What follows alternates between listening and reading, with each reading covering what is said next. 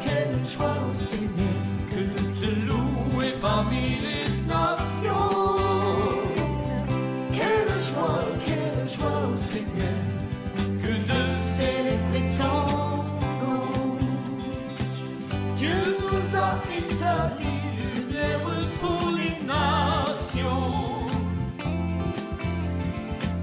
pour que de par le monde nous fassions connaître son nom. Il nous a envoyés pour prêcher et chanter. Bonjour tout le monde, Eh bien, bonjour à tous. on est content de vous retrouver. Alors, on est heureux de profiter de ce beau temps pour pouvoir partager avec vous ce cours qui aujourd'hui sera sur La grâce. On va l'appeler la puissance de la grâce et Ouais. nos amis peuvent d'ailleurs le retrouver par écrit, Julia. Eh bien oui, ça se trouve dans la série de LDN numéro 3 et c'est le cours numéro 19, vous pouvez le retrouver. Tout à fait. Et mes amis, une définition de la grâce, ça on le sait plus ou moins tous, c'est que c'est le don gratuit. Maintenant, ce qu'on ne sait pas toujours, c'est que ce n'est pas seulement le don gratuit, c'est aussi le don du meilleur. La grâce, selon le concept biblique, c'est le don gratuit du meilleur.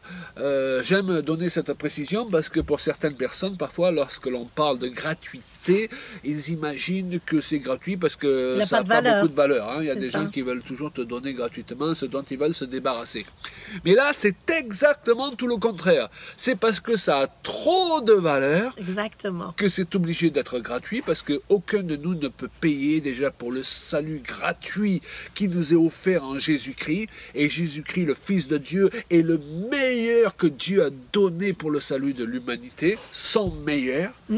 Et puis, les grâces que Dieu, les dons dont on veut nous communiquer tout au long de notre vie chrétienne, eh bien, ce sont des cadeaux qu'on ne peut mériter et pour lesquels on ne peut pas payer. C'est pourquoi il est question d'être sauvé par la foi sans les œuvres. Ça ne signifie pas que nous ne sommes pas appelés à produire des œuvres, parce que la foi vivante produit des œuvres, mais ça ne commence pas par les œuvres, ça commence par accepter de recevoir ce que Dieu nous donne gratuitement.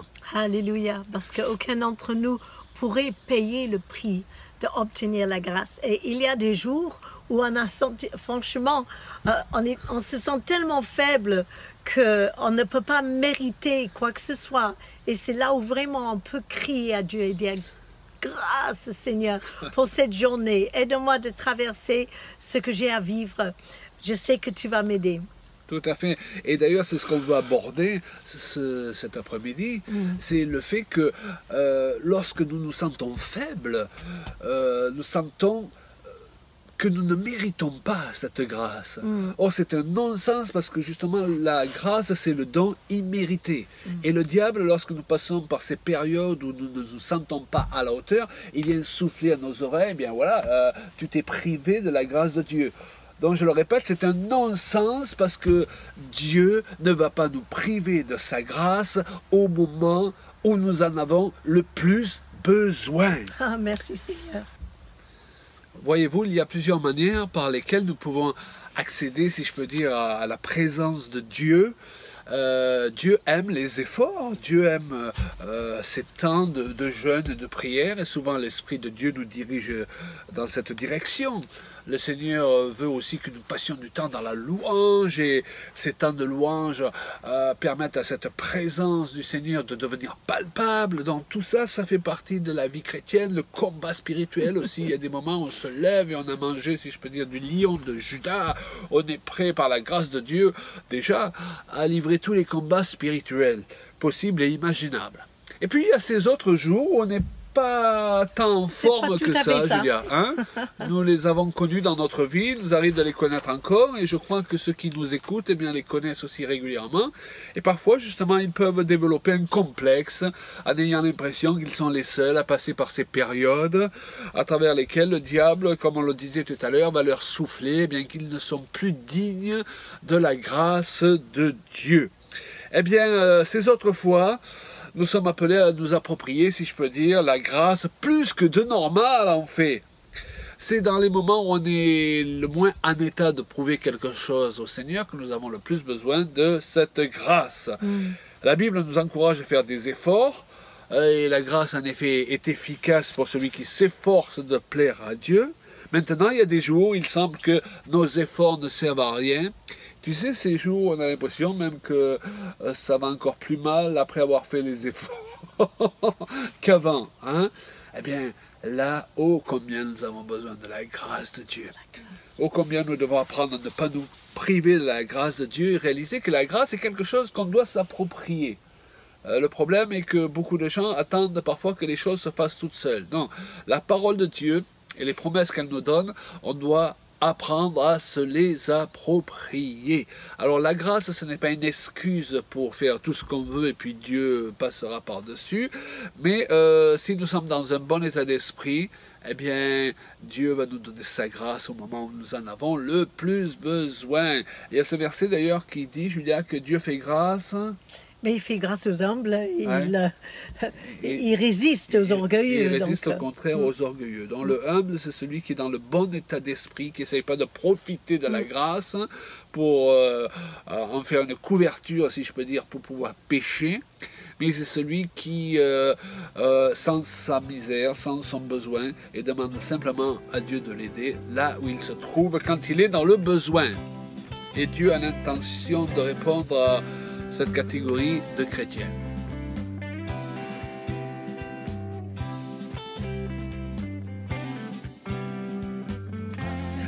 Alors il y a un personnage qu'on peut prendre comme exemple justement qui est le prophète Élie. Ah oui. Jacques nous dit au sujet d'Élie que tout prophète qu'il était, et c'est un des plus grands prophètes de l'Ancien Testament, c'était un homme, un de humain, la même nature que nous. De la même nature que nous, c'est-à-dire qu'il était autant sujet à être sous l'onction de Dieu et à être utilisé puissamment par le Seigneur, que parfois à être un peu trop humain. Hein? Il y avait des jours avec et des jours sans. Il y avait des jours qu'il avait vraiment, il croyait en lui et dans la puissance que Dieu l'avait confiée. De pouvoir combattre même contre toutes les idoles de Baal. Oui. Mais après, il y a d'autres moments, on le trouve dans le désert, mais complètement déprimé et à vouloir mourir même.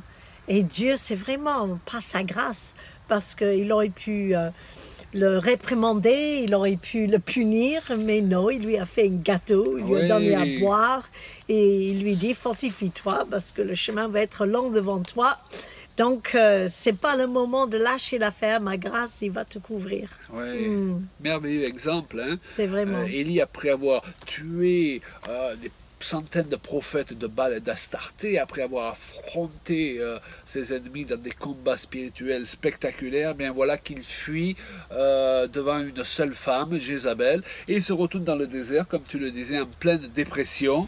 Et on aurait pu imaginer que vis-à-vis de la fausse image qu'on a de Dieu parfois, que Dieu allait dire, eh bien ça y est, Élie, je te raye de la liste des hommes de Dieu, de mes serviteurs. Élie, tu me déçois. On imagine aussi que Dieu prend son téléphone et dit, on va décommander le char que j'avais prévu qui vienne chercher Élie. Parce que vraiment cet Élie-là, il n'est vraiment pas à la hauteur. Eh bien non. La Bible nous dit, tu l'as précisé tout à l'heure, qu'à un moment donné, dans le désert, Élie s'endort et quand il se réveille, il regarda et il y avait à son chevet un gâteau cuit sur des pierres chauffées et une cruche d'eau. Dieu lui avait préparé son breakfast. Grâce à Dieu, lui fait un cadeau en lui faisant un gâteau. Le cadeau de la grâce. Dieu sait qu'Élie, dans cette situation, il n'est pas en état. Et c'est un peu comme les mamans, lorsqu'elles sont avec leurs petits qui reviennent de l'école et il est fatigué, il pleure pour un rien. Ça sert à rien parfois de les raisonner, c'est pas le moment. Maman va leur donner un bon bain chaud, va leur préparer un bon goûter. Alléluia. Et nous avons tous besoin que les gens nous fassent grâce régulièrement. On a régulièrement besoin que notre femme nous fasse grâce, que notre mari nous fasse grâce, que nos parents nous fassent grâce, que nos enfants nous fassent grâce, et que les frères et sœurs dans l'église nous fassent grâce, dans ces moments où on n'est pas en état. Heureux sommes-nous si nous sommes entourés de gens qui ont cet état d'esprit. Une chose que je veux préciser au sujet d'Élie, c'est que lorsqu'il était dans le désert, là, en pleine dépression, eh bien, il n'était pas conscient qu'il était à la veille de faire une de ses plus grandes expériences spirituelles, être enlevé dans un tourbillon et un char de feu. Et c'est peut-être le cas de certaines personnes qui nous écoutent. Vous avez été tellement éprouvés que vous avez l'impression que les grandes expériences spirituelles, eh bien, c'est plus pour vous, mais vous êtes peut-être à la veille de vivre une de ces plus grandes expériences spirituelles à cause de la grâce de Dieu. Il y a ce passage merveilleux que nous connaissons tous, qui est dans le psaume 23 et qui dit « Oui, le bonheur et la grâce nous accompagneront et tous les jours de notre vie ». Et c'est vrai qu'il y a ce passage aussi qui dit « Voilà, les bontés de l'Éternel se renouvellent chaque matin ». Et on est certain que notre Seigneur, il n'accumule pas des choses contre nous. Mais chaque matin, sa bonté, sa grâce, il est là à notre disposition. Et donc, on peut avoir cette assurance qu'on est aimé de Dieu. Et ça nous aide beaucoup dans les journées difficiles, qu'on doit affronter des épreuves ou peut-être de prendre des décisions vraiment importantes. On peut se dire, wow, il a la grâce de l'Éternel qui est sur moi. Et donc, je vais réussir dans tout ce que je vais entreprendre aujourd'hui. Je n'ai pas peur d'aller affronter la journée. Et ça, c'est vraiment important. Ouais, c'est important ce que tu as dit. Il faut à tout prix qu'on réalise que Dieu n'est pas contre nous. Il est pour nous. Dieu Absolument. Est pour vous. Ouais. Psaume 26, 3 aussi, il nous dit « Car ta grâce est devant mes yeux ». Alors, il ne faut pas qu'on se détourne le regard de cette grâce.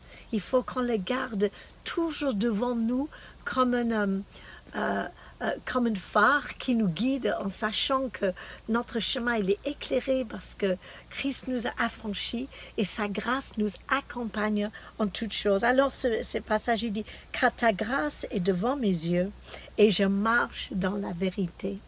Si on sait qu'on est couvert par la grâce de Dieu, on a cette assurance qu'on est promu par lui et on peut accomplir des choses dans la vérité de Dieu parce qu'il nous a remplis de son esprit et il nous fait confiance. Vous savez que Dieu, il vous fait confiance et il a confiance en vous et c'est pourquoi il vous couvre de sa grâce. Et dans le contraire de la grâce, c'est l'accusation. Notre message, il a pour but de vous faire vraiment réaliser que la grâce de Dieu, elle est là, elle est disponible pour vous. La Bible dit, il n'y a point de condamnation pour ceux qui sont en Jésus-Christ. Dieu n'est pas là pour vous condamner. Il est là pour vous faire partager sa grâce.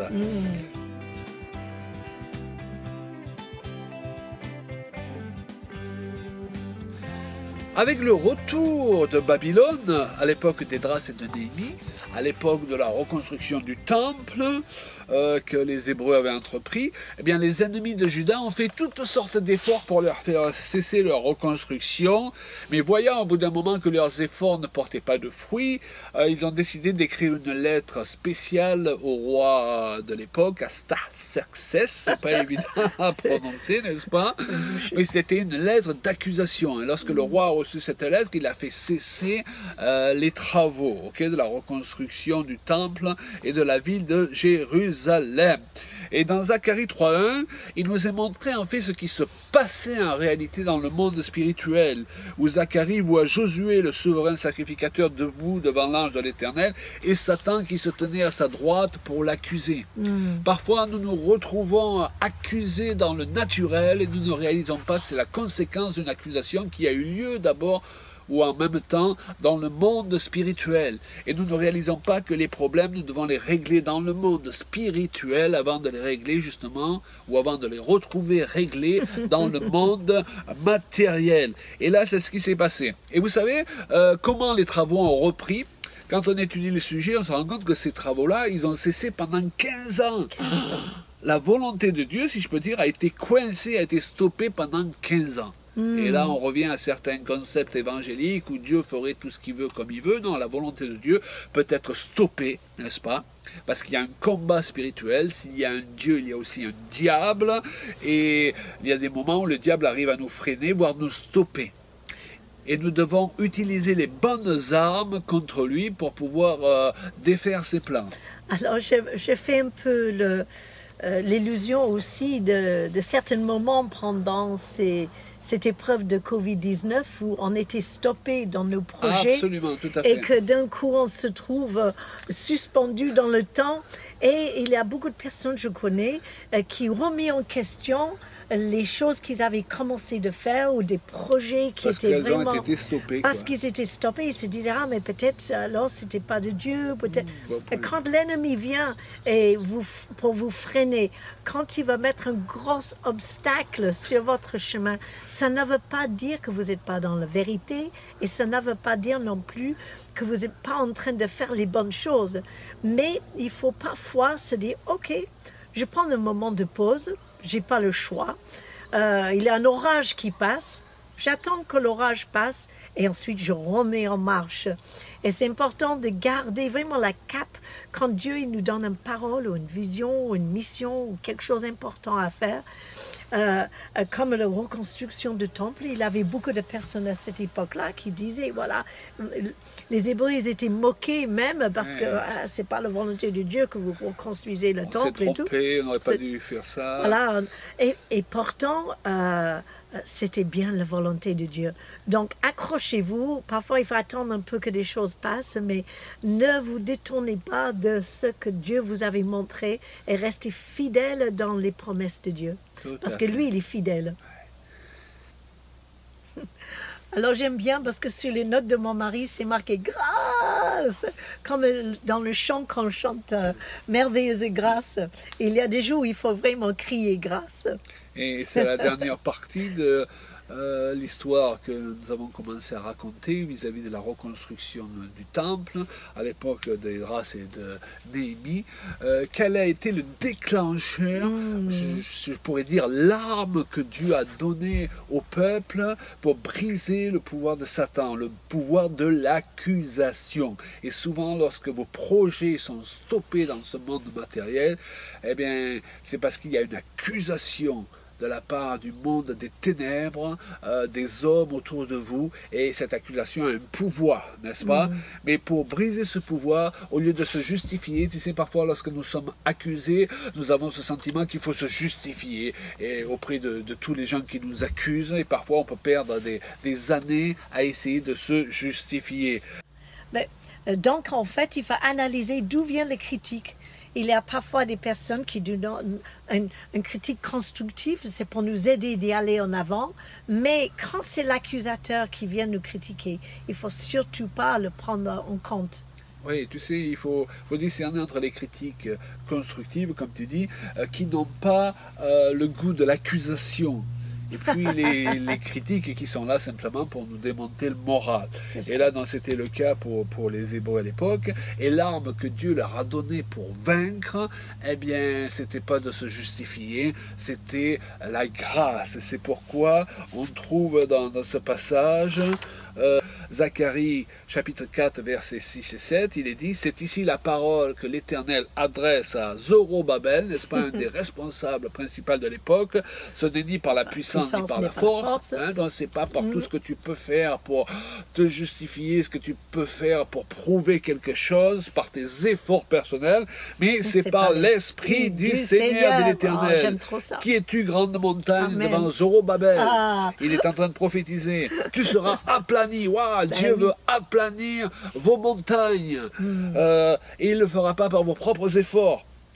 La Bible dit, il posera la pierre principale, Zorobabel, au milieu des acclamations. Quelles acclamations? Grâce, grâce pour elle. Amen. Cette expression, elle est traduite différemment selon les traductions, mais plusieurs la rendent par grâce. Et donc, si la reprise de la construction du temple allait se faire au milieu de la proclamation de la grâce de Dieu, cela veut dire que les Hébreux sont sortis de cette situation non par leurs efforts, je le répète, ni leur grande spiritualité, mais en devenant réceptifs à la grâce de Dieu et en proclamant cette grâce, et là je rejoins ce que je disais tout à l'heure, en s'appropriant la grâce, lorsque nous proclamons avec nos bouches certaines vérités bibliques, certaines promesses de la Bible, Dieu au lieu est de avec moi, râler, au lieu de alléluia. confesser Tu ce qui ne va seras pas, contre moi, les wow. travaux se sont arrêtés, Amen. eh bien nous nous approprions cette grâce et nous la rendons Amen, efficace. amen, amen. Les anges se mettent en route dans le monde spirituel pour que cette grâce nous touche, et rien de plus puissant, alléluia, que la grâce de Dieu. C'est pas faible la grâce. Et cette grâce trouve son origine dans l'amour que Dieu a pour son peuple. Waouh! Les démons ont été vaincus dans cette situation particulière par la proclamation de la grâce de Dieu. Grâce, grâce. Aujourd'hui, nous proclamons sur vos vies la grâce de Dieu. Alléluia. Grâce. Grâce, Seigneur. Saisissez-la. Merveilleuse grâce. Brisez le pouvoir de l'accusation sur vos vies. Amen. Sur votre famille, sur vos foyers. Alléluia. Que la grâce coule de ta personne. Amen. Amen. tous les peuples lointains. Eh bien, il y a dans la nature humaine, à cause de la chair, une tendance à l'accusation. Vous avez remarqué, on a tous tendance à accuser son conjoint, à accuser ses parents, à accuser ses enfants, à accuser les frères et sœurs dans l'église, à accuser Dieu. Si bien que souvent nous cherchons à aider les gens même en les accusant. Parfois on essaye d'aider une personne en la faisant se sentir mal, parce qu'on a l'impression que plus elle va se sentir mal, plus elle va désirer changer. Ou les enfants, on croit qu'ils vont finir par comprendre. Il faut qu'on les accuse tout le temps. Et ça produit le résultat inverse. D'ailleurs, pour la raison bien précise, c'est que l'accusateur, c'est pas le Saint-Esprit. Non. L'accusateur, c'est le diable. Et nous devons bien discerner la différence entre une conviction, éventuellement de péché, que nous donne le Saint-Esprit, et l'accusation. Le Saint-Esprit met le doigt sur quelque chose et nous dit, mon enfant, je voudrais que tu changes ça, et je vais t'aider à le changer. Oui. Mais le diable, là, il est là simplement pour nous oppresser et pour nous faire sentir petits et minables, et par ses sentiments, nous décourager à la seule idée de vouloir changer. On est tous passés par ces périodes où quelqu'un voulait nous forcer à changer en nous faisant sentir mal, où on a tous fait ça à quelqu'un dans notre vie. Et ça ne marche pas parce que ce sont les méthodes du diable. Et on ne peut pas servir Dieu, comme je le dis souvent, avec les affaires du diable, parce qu'alors il nous fait payer la location. Et c'est quelque chose qui nous revient à un moment donné dans la figure. Un jour, Jésus rencontre une femme samaritaine. Eh oui. Et puis, à l'époque, les Juifs, ils ne parlaient pas aux Samaritains. Donc déjà, Normalement. lui, il lui tape la conversation. Oui, il n'avait pas honte. Il n'avait pas honte. Et en plus, à l'époque, ça ne se faisait pas d'aborder une femme comme cela. Et si bien que la Bible nous précise que ses disciples étaient étonnés de le voir parler à une femme. Donc on se rend compte que le Seigneur, il n'en a rien à faire, permettez-moi l'expression, de nos traditions. Lorsqu'il veut nous toucher, il est prêt à passer au-delà de toutes les traditions humaines qui ne servent à rien et qui nous empêchent de toucher le bord de son vêtement, n'est-ce pas? Et il lui donne une parole de connaissance parce qu'il connaît la vie de cette femme. Et il s'avère que cette femme, elle a divorcé 5 fois, et même le gars avec qui elle vit maintenant, eh bien, elle vit à la colle. C'était pas son mari, oui. Vous parlez d'une personne dysfonctionnelle, hein? Mais ce que je trouve formidable, contrairement à certains concepts qu'on a parfois dans certains milieux évangéliques, c'est que le Seigneur, il lui fait pas un cours biblique sur le divorce. Non. Hein? Il lui fait pas la morale. Il voit déjà plus loin. Il la propulse par ses paroles à l'avance dans ce qu'elle peut devenir. En d'autres termes, il prophétise un avenir pour cette femme. Beaucoup de chrétiens, parfois, lorsqu'ils ont affaire à des divorcés, au lieu de leur prophétiser un avenir, ils leur prophétisent plutôt qu'ils ne peuvent pas servir Dieu, et ils deviennent des chrétiens de seconde catégorie. Quelque chose qui me choque personnellement, profondément, parce que je pars du principe que Dieu est un Dieu bon, il est un Dieu juste, et que le message de l'Évangile est là pour toujours nous ouvrir une fenêtre pour que nous ayons un avenir, une espérance, et non pas nous ramener en arrière vers nos problèmes et nos péchés en nous disant justement que maintenant ceux-ci vont nous lier à vie pour nous empêcher d'être heureux. Le même jour qu'elle a rencontré le Seigneur, elle s'est convertie, elle a cru, elle est devenue évangéliste tout de suite. Ça, c'est pas mal. Ça, Ouais. c'est assez rapide. Jésus en fait un instrument de réveil pour toute une ville. Il n'a pas attendu qu'elle devienne totalement sanctifiée, qu'elle fait 10 ans d'école publique. Elle a dit, va parler. Il n'a même pas attendu absolument qu'elle mette génial. sa vie en règle, ce qu'elle a dû faire, n'est-ce pas? Oui, certainement. Parce qu'il voyait plus loin. Et C'est d'ailleurs, ça. cette femme, c'est facile de la juger, Ah, parce oui. qu'elle a vécu ses divorces. Mais peut-être qu'elle a vécu 5 fois d'avoir le cœur brisé, finalement. On ne connaît pas les détails de sa vie. Il faut faire attention avec ce jugement que nous avons parfois sur les gens, où au lieu de leur faire grâce de la part de Dieu, nous leur apportons la condamnation. Et nous l'avons vu, l'origine de cette condamnation, elle ne vient pas du Saint-Esprit, elle vient de l'adversaire. Il lui a fait grâce. Faisons grâce à ceux qui nous entourent. Soyons des instruments entre les mains de Dieu pour qu'ils touchent du doigt la grâce de Dieu, quelle que soit la situation, quelles que soient les souffrances qu'ils ont vécues, quels que soient les échecs qu'ils ont eus dans leur vie. Ouais, faisons leur grâce, car c'est là notre vocation, être un instrument de la grâce de Dieu dans la vie des autres. de la terre pour élever nos Donc un des points principaux que nous soulevons dans ce cours, c'est oui, certainement que Dieu veut nous voir changer, il veut nous voir évoluer, mais il veut que ce travail se fasse à sa manière et par son Saint-Esprit, et non pas par les méthodes humaines de l'accusation, parce que l'accusation, nous l'avons vu, vient de l'adversaire.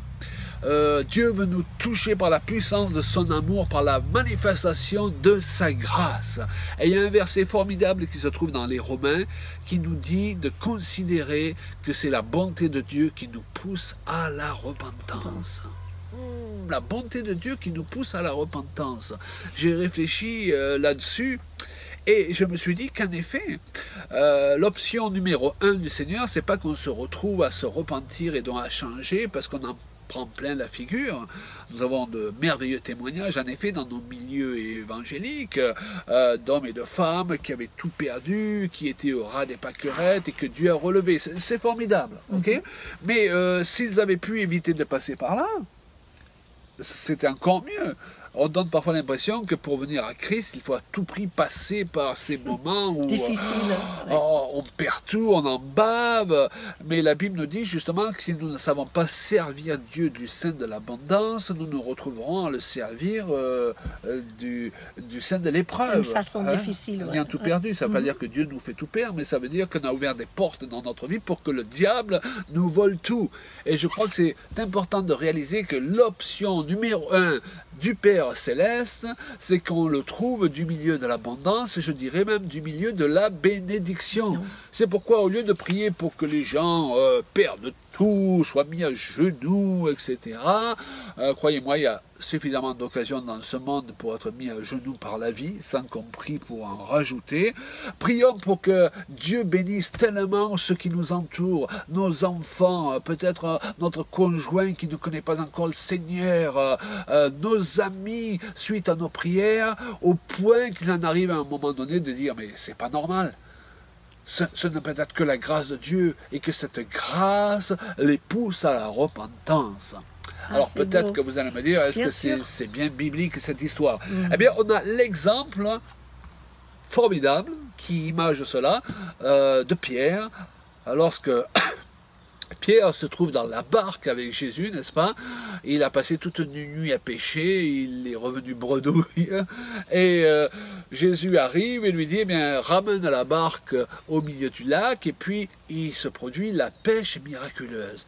Et lorsque Pierre voit cela, eh bien, qu'est-ce qu'il se dit? Il ne pense pas, tiens, bon plan, je vais aller vendre mes poissons, Jésus, donne-moi ton numéro de téléphone, je te rappelle quand j'ai besoin de toi, etc. La Bible nous dit qu'il est convaincu de péché. Il tombe à genoux, il réalise que celui qui est dans la barque est le Messie tant attendu. Il réalise sa misère, non pas parce que Jésus a cherché à le rabaisser, n'est-ce pas? Où Jésus a cherché à le manipuler, mais parce que Jésus l'a aimé et a manifesté cet amour en lui manifestant sa grâce et sa bonté. Et c'est là qu'on voit la confirmation de ce verset où il nous est dit de juger que c'est la bonté de Dieu qui nous pousse à la repentance. Pierre dans la barque est poussé à la repentance par la bonté de Dieu. Et c'est exactement ça que nous avons fait quand on a prié pour nos enfants. On ne prie pas, on espère qu'ils vont avoir des temps difficiles et qu'ils seront tellement à genoux qu'ils vont crier à Dieu, mais plutôt qu'ils seront vraiment confondus en voyant la grâce de Dieu dans leur vie manifestée. Ils voient que les prières de papa et maman marchent, alléluia. C'est ça, et de prier, Seigneur, je prie que ça marche tellement bien pour lui qu'il peut que reconnaître que c'est l'intervention de la grâce de Dieu qui lui a permis de réussir ou qui lui a permis d'obtenir ce qu'il avait besoin, etc. Et on a prié selon ces règles-là. On a changé notre façon de prier pour nos enfants et on voit la gloire de Dieu. On voit la gloire de Dieu. Et lorsque la bonté de Dieu est répandue sans demi-mesure, à un moment donné, les gens ne peuvent que constater que ça ne peut pas être un hasard. C'est ça. Et ce sont les constatations que nos enfants commencent, qui ne marchent pas encore avec le Seigneur, commencent à faire de plus en plus. Et c'est un truc que nous vous donnons. Priez pour que la bénédiction de Dieu les mette à genoux, que la bonté de Dieu les mette à genoux. Alléluia. Amen. Et qu'au contraire, qu'ils soient préservés des pièges de ce monde et du pouvoir de l'accusation qui cherche à les mettre à genoux, justement, mais d'une autre façon, pour les briser. Faites grâce à ce serviteur de Dieu. Faites grâce à cette église ou ce groupe de personnes qui travaillent tellement dur et qu'ils persévèrent. Ils savent ce que c'est la persévérance. Même si vous n'êtes pas d'accord, surtout avec eux. Non, mais que vraiment, que leur cœur change par la grâce de Dieu. Alléluia. Faites grâce à ce conjoint. Faites grâce à ces enfants qui ont peut-être du mal à être à la hauteur de vos attentes. Faites grâce aujourd'hui, alléluia, à la suite de ce cours. Soyez un instrument de la grâce de Dieu pour ceux que vous rencontrez.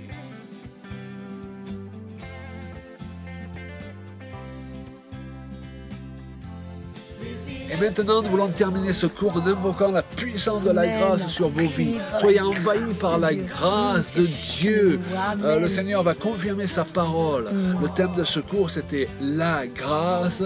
Dieu n'est pas là pour confirmer le grand ministère de Claude et Julie Paléan, mais pour confirmer sa parole. Amen. Que la puissance de cette parole soit agissante dans votre vie, que cette grâce qui coule du trône de la grâce, justement, coule dans vos vies à partir de vos vies dans la vie des autres. Qu'il en soit ainsi, que vous envoyez les effets à la suite de cette parole et de ce cours que vous avez suivi. Merci Père, au nom de Jésus. Merci Père.